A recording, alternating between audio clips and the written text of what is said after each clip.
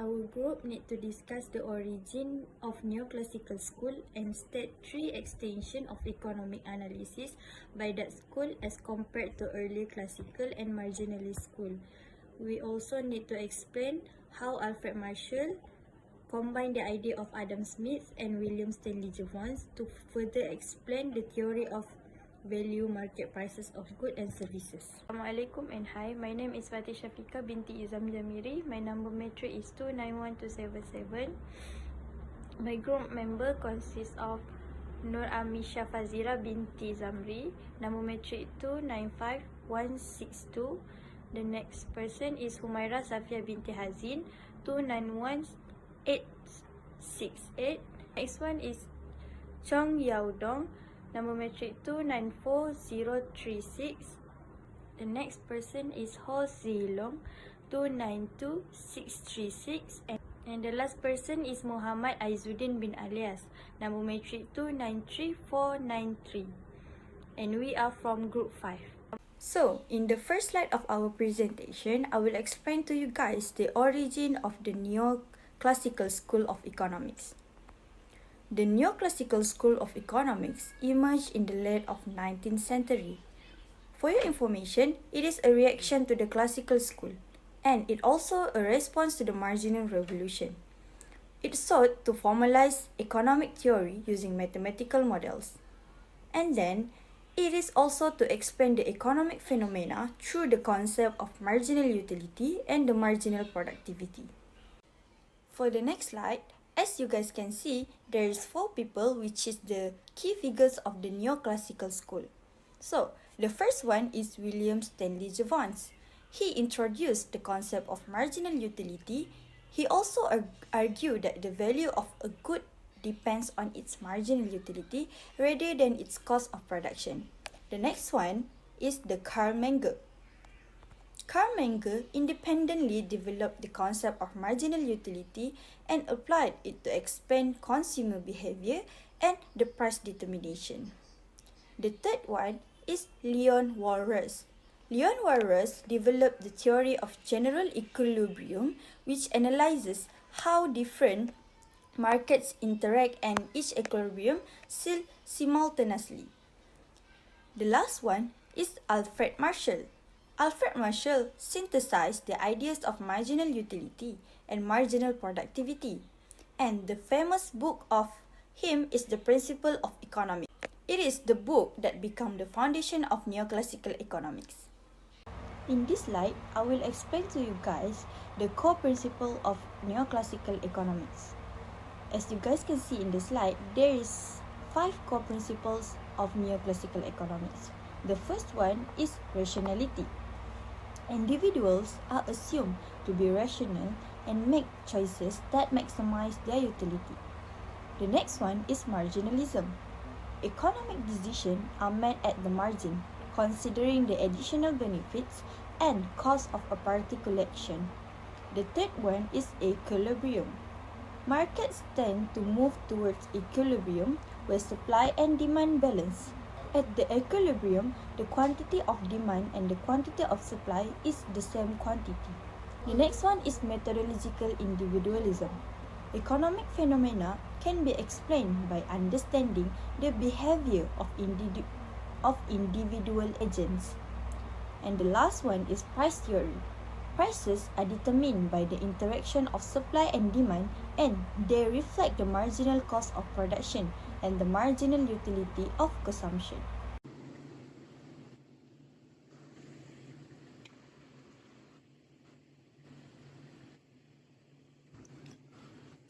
Now we will discuss about the 3 extensions of economic analysis by neoclassical school compared to the classical and marginalist school.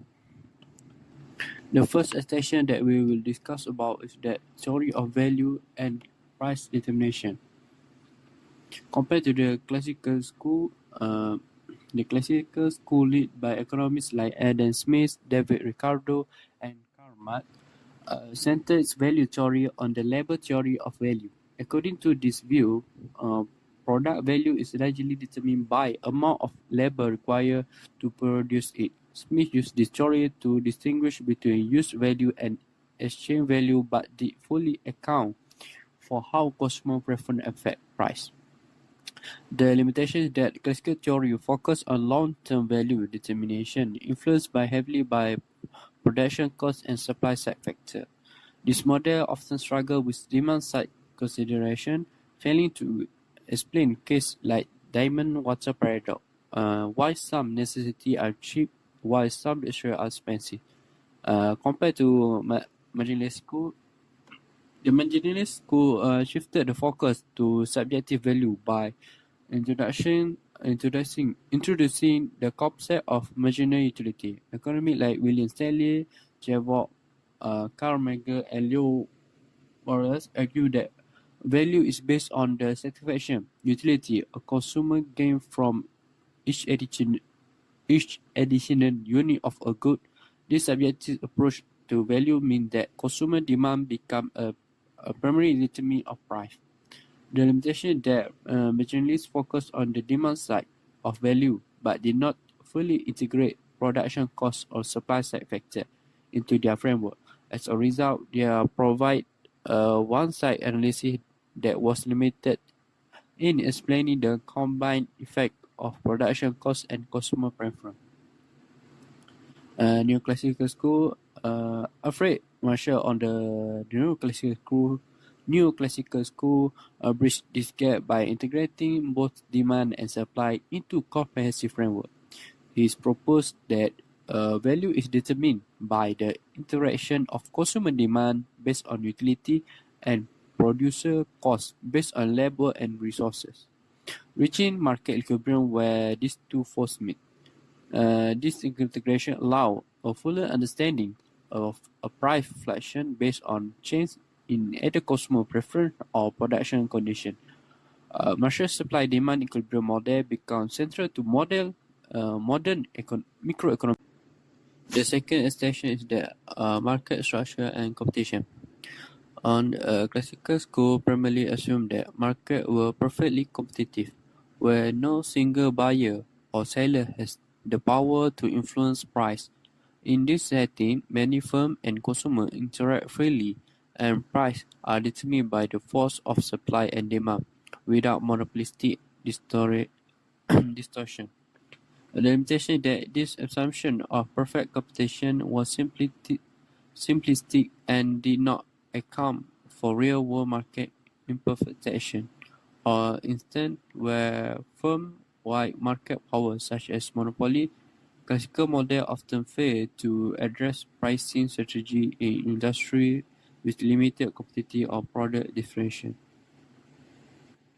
On marginal school, we also operate under the assumption of perfect competition, concentration on how individuals maximize their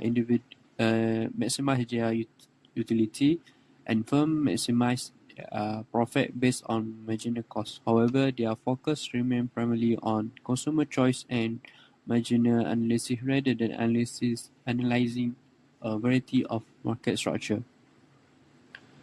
The limitation that the marginal framework did not deeply explore scenario involving monopoly power or oligopoly dynamic.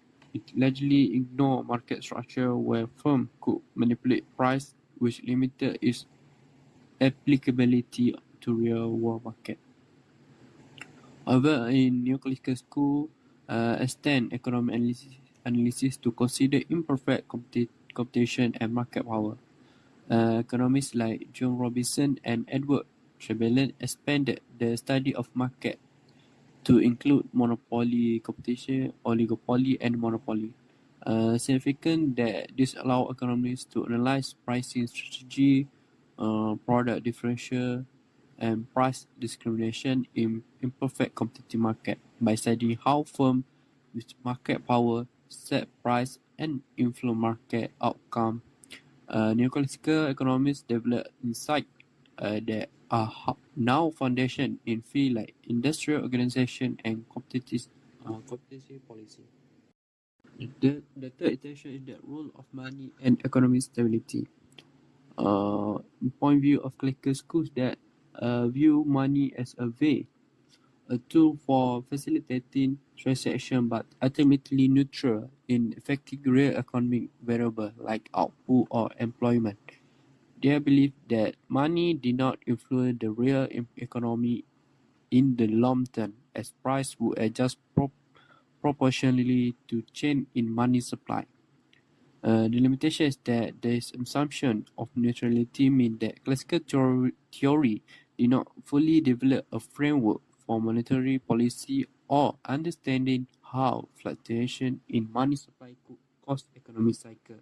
The classical approach overlooked the role of interest rate and credit condition in shaping economic stability.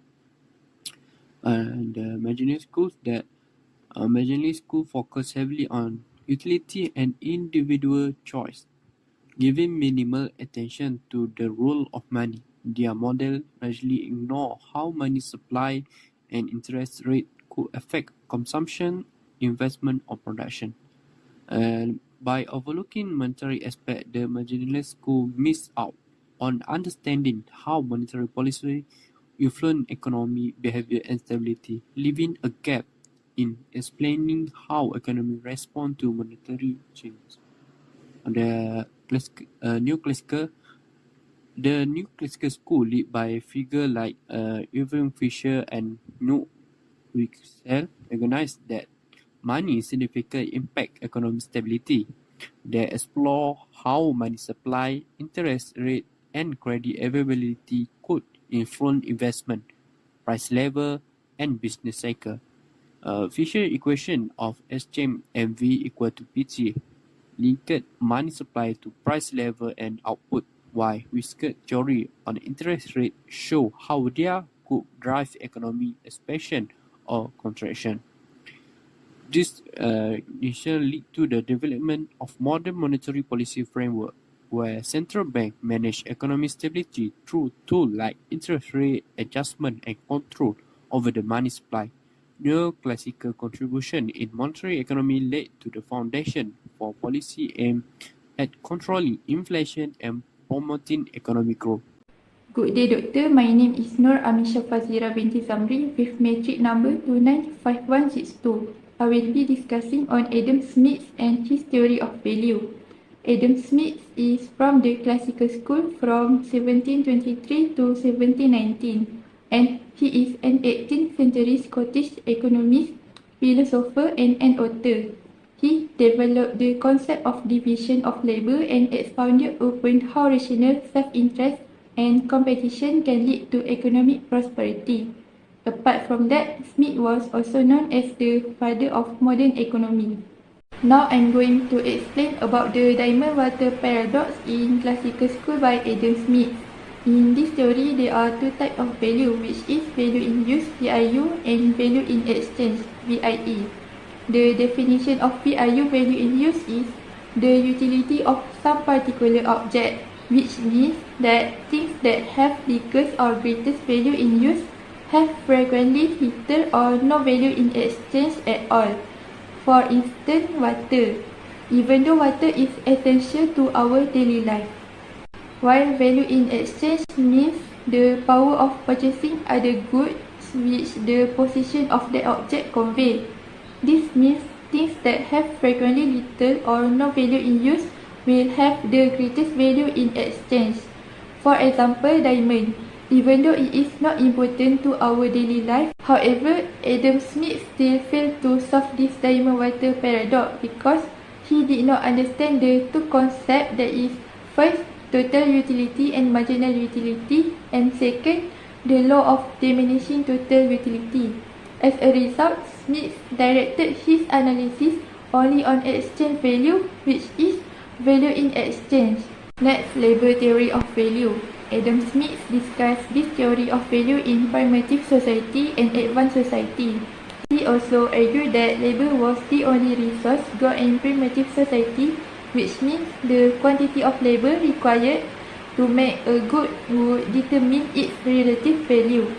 Basically, a value of commodity that is going to be exchanged to another commodity is equal to the quantity of labor that enable the person who owns the actual commodity to purchase or command. Based on Smith's deer beaver example, suppose it takes 2 hours to trap a beaver and 1 hour to hunt and shoot a deer, then the value exchanged in beaver equal to 2 deers or 2 hours of labor. This is because the first one shows that each deer requires only 1 hour of labor to harvest. Meanwhile, the second one, a person could use the beaver to command 2 hours of labor service. Therefore, in primitive society, labor cost is equal to labor command. In advanced society, normally goods are exchanged for money or labor at a price that is sufficient to pay salaries, rent and profit. The real value of commodities are no longer be measured by the labor contained in them, but it can be measured by the quantity of labor where it can be purchased or command. Plus, the quantity of labor a commodity can buy exceeds the quantity of labor embodied in its production by the total profit and rent, and it is equal to the labor command exceed the labor cost. Now I will provide a very short summary about what we have discussed. To encapsulate the theory of value from classical school, the market price is determined by the cost of production. We will take peers as an example.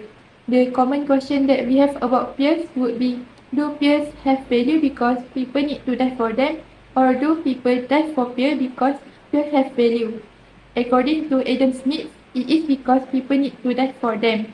Thank you. Good day, Doctor. My name is Myra Safia binti Hazin. My matric number is 291868. Today, I would like to introduce William Stanley Jevons from Marginalist School, and I will share some key highlights about his background and also his theory. So, William Stanley Jevons was an English economist and logician, renowned for his work in the field of economics, particularly for contributing to the development of marginal utility theory and his pioneering work in the area of mathematical economics. So, Jevons was born in Liverpool and educated at University College London and later at the University of Paris. He initially pursued a career in science, particularly in chemistry, and he even worked as a government chemist. However, his interest eventually shifted toward economics, which he studied deeply in the 1860s. He is the best known for formulating the law of diminishing marginal utility, which states that as a person consumes more of a good or service, the satisfaction of utility derived from each additional unit of consumption tends to decrease. This principle became central to classical and neoclassical economic theory. In 1865, Jevons published his major work, The Theory of Political Economy, which presented his theories of value, utility, and exchange.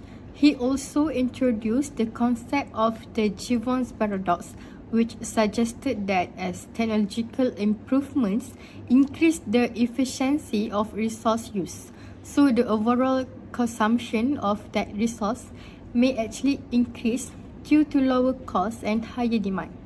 Jevons also contributed to the field of logic, particularly in his development of a system for symbolic logic.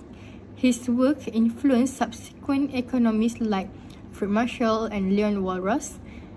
Additionally, his contribution to economic methodology, including his use of mathematics to model economic behavior, and marked a shift toward more rigorous and formal economic analysis.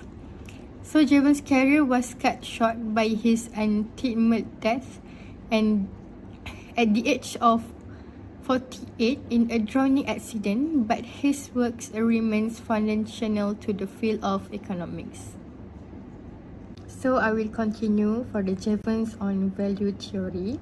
So in value theory, solve the diamond water paradox by explaining of the three concepts, which is total utility, marginal utility, and law of diminishing marginal utility. So the first one is total utility.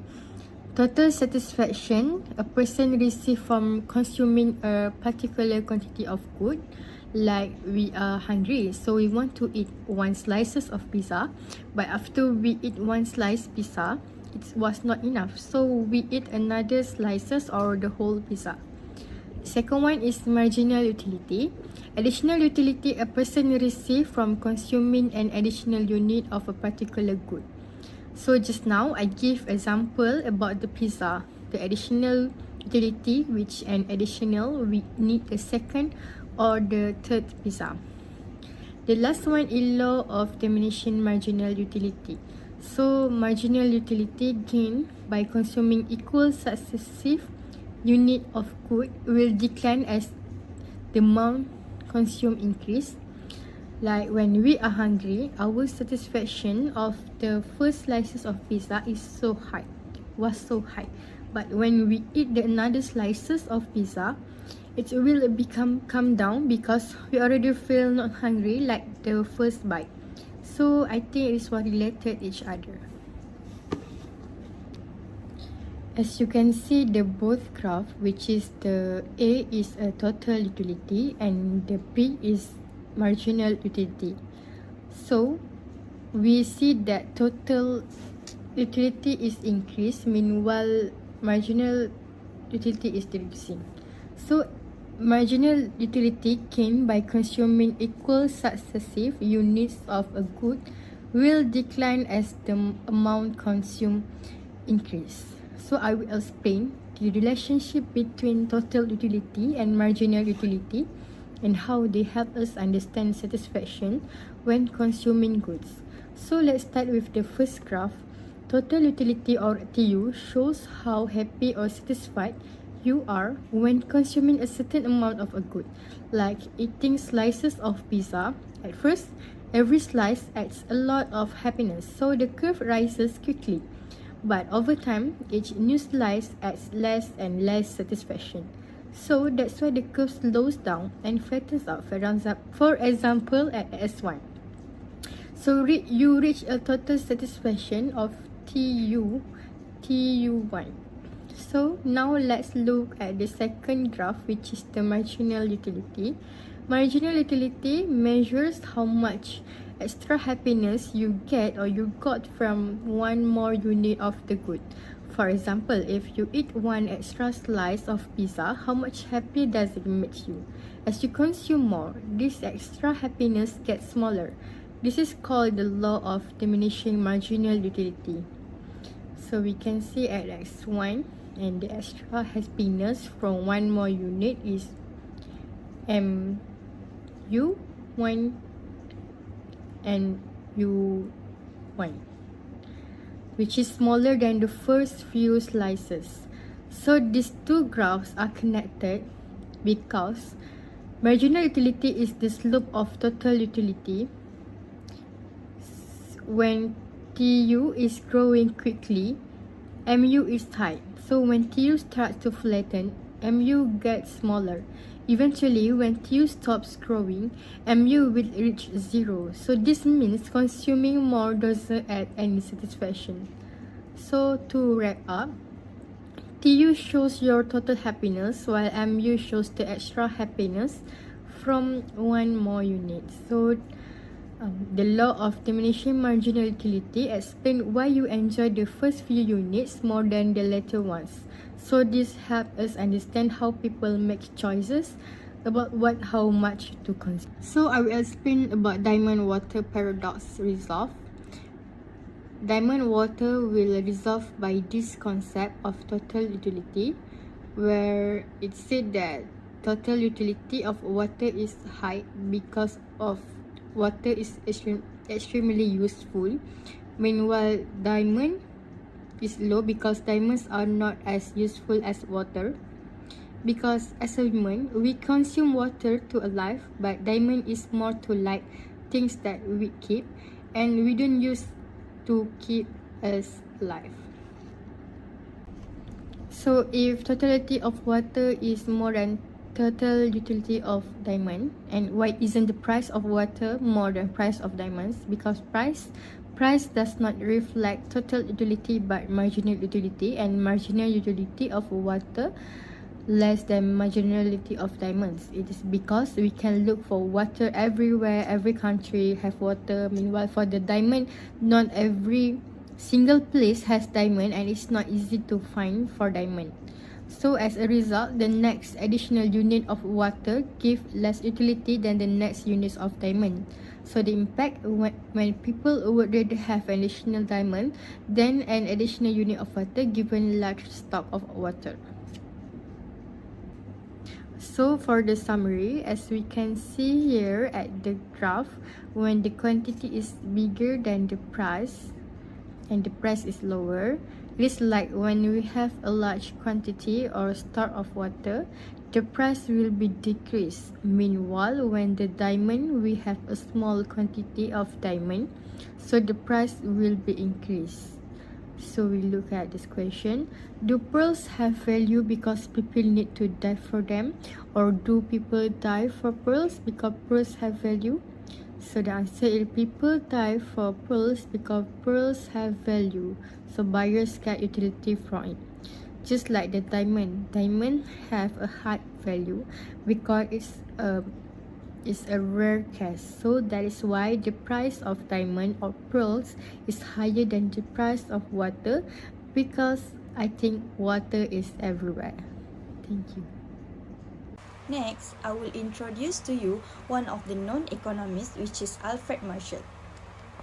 Alfred Marshall was a prominent English economist and one of the leading figures of the neoclassical school. He is often referred to as the founder of the Cambridge School of Neoclassicism. Marshall was born in London to a middle-class family and showed academic promise early on, particularly in mathematics. He attended the Merchants Taylors School and later St. John's College, Cambridge, where he excelled in mathematics and earned a fellowship. His academic career led him to become a professor of political economy at the University of Cambridge, a position he held from 1985 to 1908. During this time, he made a significant contribution to economic theory, focusing on macroeconomics and the analysis of individual markets and industry. Marshall's Principle of Economics book became a foundational text in economics. Next, we will take a look at the Marshall value theory. In this slide, I will explain to you guys about the law of demand supply. Alfred Marshall's scissors analogy is a powerful way to visualize the interaction between supply and demand in determining market prices. You guys imagine two blades of a pair of scissors. The first blade represents demand.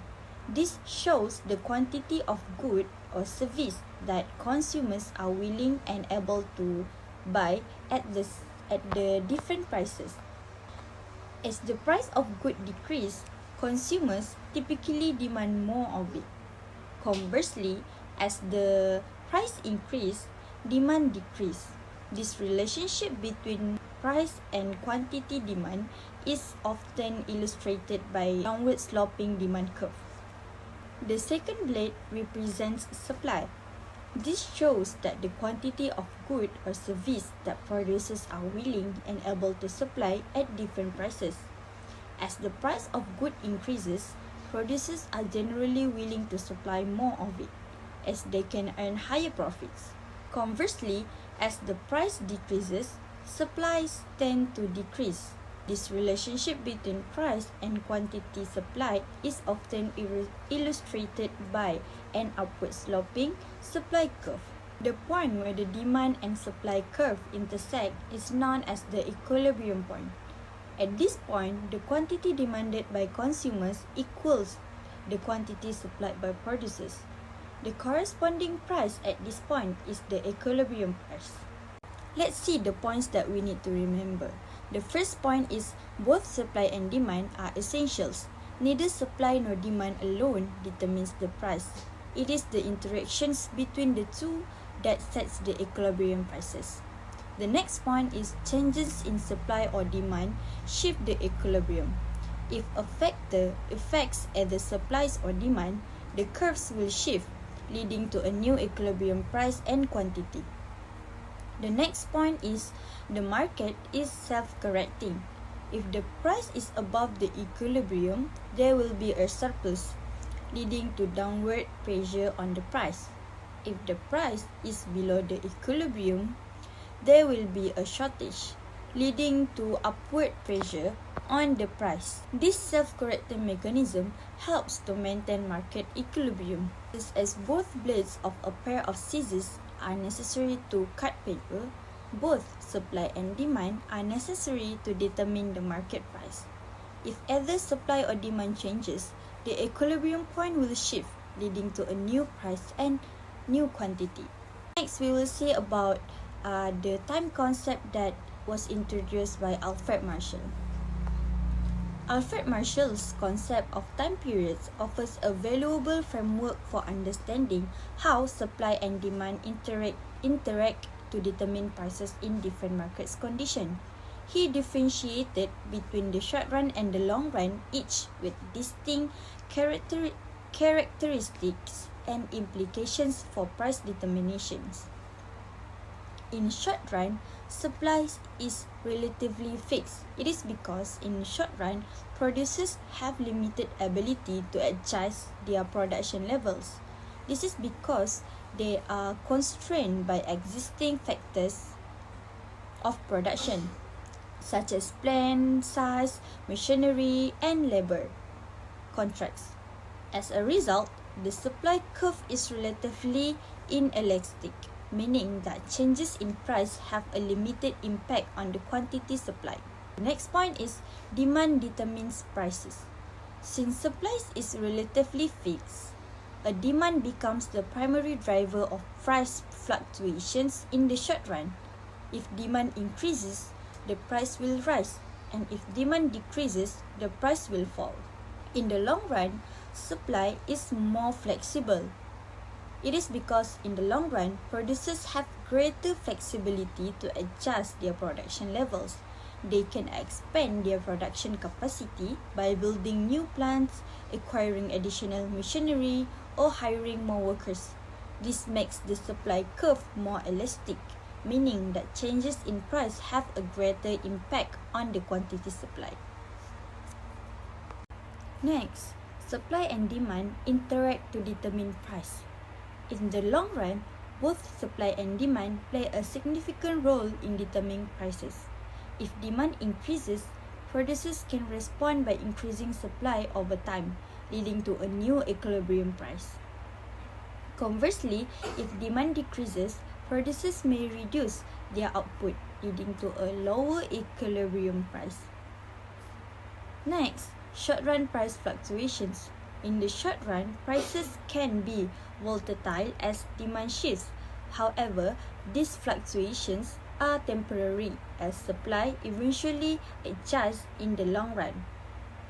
In the long run equilibrium, the market tends to move towards an equilibrium where the quantity supplied equals the quantity demand. This equilibrium price is determined by a long-run cost structure of a production.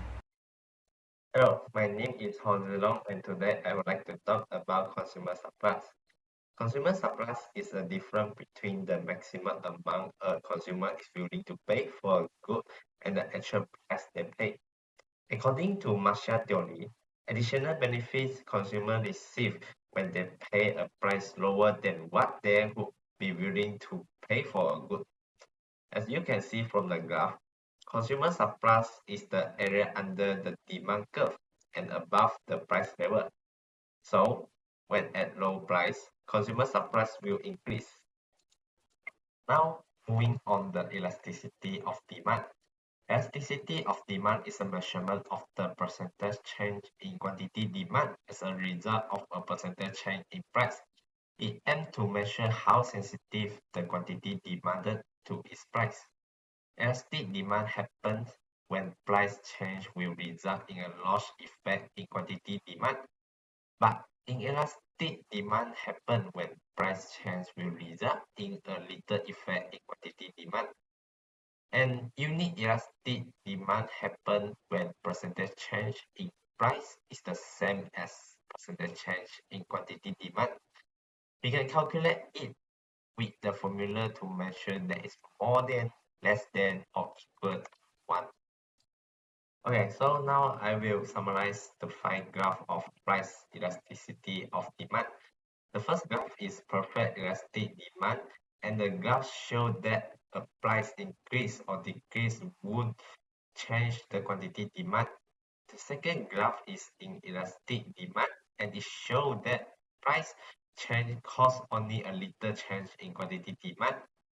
The third graph is unique elastic demand, and it shows that a price change causes the same percentage change in quantity demand. The fourth graph is elastic demand, and is a small price change causes a big change in quantity demand. The fifth graph is perfectly inelastic demand, and it shows that demand does not change no matter the price change. Okay, let's now talk about supply. Supply is a curve that the quantity producers are willing to supply at different price level. Marshall emphasized that the supply of goods is influenced by the cost of production. If production costs are higher, producers need higher price to supply the same quantity of goods. Marshall also explained that supply behavior by dividing times into 3 periods, and there is immediate, present, short run, and long run. So here is 3 time period by Marshall. Firstly is immediate present. The quantity supply cannot change immediately in response to change in demand. If the good is perishable, supply is perfectly inelastic because sellers prefer selling at any price rather than letting it spoil. The next is short run. So short run, producer can adjust some input, but fixed costs remain the same. Two types of costs, fixed costs and variable costs in the short run. Variable costs can change the level of production like raw material, while fixed costs only remain the same with the level of production. So it's like that. And the lastly is long run. Long run is the production can adjust all input, including building new facility or entering existing the markets. So next, I will continue the part of Marshall determinant of equilibrium. So what determines market price? The classical school say supply which is cooperation. The marginalist school say demand which is marginal utility. The neoclassical school combine the both idea of classical school and marginalist school, which think that demand and supply or marginal utility and cooperation is determine market price. Marshall illustrated his idea of equivalent competitive market price and quantity by using a table and a graph. So below show the table. So you can see the table so that when the price is 37 shilling, the holder are willing to sell at 900 units and the buyer are willing to buy at 700 units, which make a supply of 300 units of cubes. So this situation will make price push downward until it achieves equilibrium, which is 36 shillings. When the price is too low, which is at 35 shillings, the holder are willing to sell at 600 units and the buyer are willing to buy at 900 units, which make a shortage of 300 units of cubes. So this shortage will drive the price upward until to 36 shillings, which is equilibrium. So you can see that when the price is too high or too low, the price will increase or decrease until it achieves equilibrium at 36 shillings, which the amount of holder are willing to sell and the amount of buyer are willing to buy are the same. So next I will continue to talk about the Marshall idea of price equilibrium. So you can see the graph in the side. So the graph shows that the market price and quantity is equivalent when the supply curve are intersect with the demand curve. So when the situation of price level higher than market price or price level lower than the market price occurs, the market will adjust the price by hinging and banging, which make the price down when suppressed and the price up when shortest, until the price achieve equivalence where the demand equal to supply, which make the buyer receive consumer surplus, which is the green area in the graph, and the seller receives producer surplus, which is the red area in the graph. So summary, according to Alfred Marshall, supply, which is co-production, and demand, which is marginal utility, is the determinant of price. So look at the question. Do peer have value because people need to die for them, or do people die for peer because peer have value? So according to Alfred Marshall, we can answer that peer have value because people need to die for them, and people die for peer because peer have value also. So the price of peer is determined by buyer willingness to pay, which is demand, and the cost to produce them, which is supply. So in conclusion, the classical school, which is represented by Adam Smith, is emphasizing supply. Cost of production is the significant determinant of price. The marginalist school, which is represented by William Stanley Jevons, was emphasized demand utility is the significant determinant of price. The neoclassical school, which is represented by Alfred Marshall, was emphasized supply, co-production, and demand. Marginal utility is the determinant of price. So this is end of presentation. Thank you.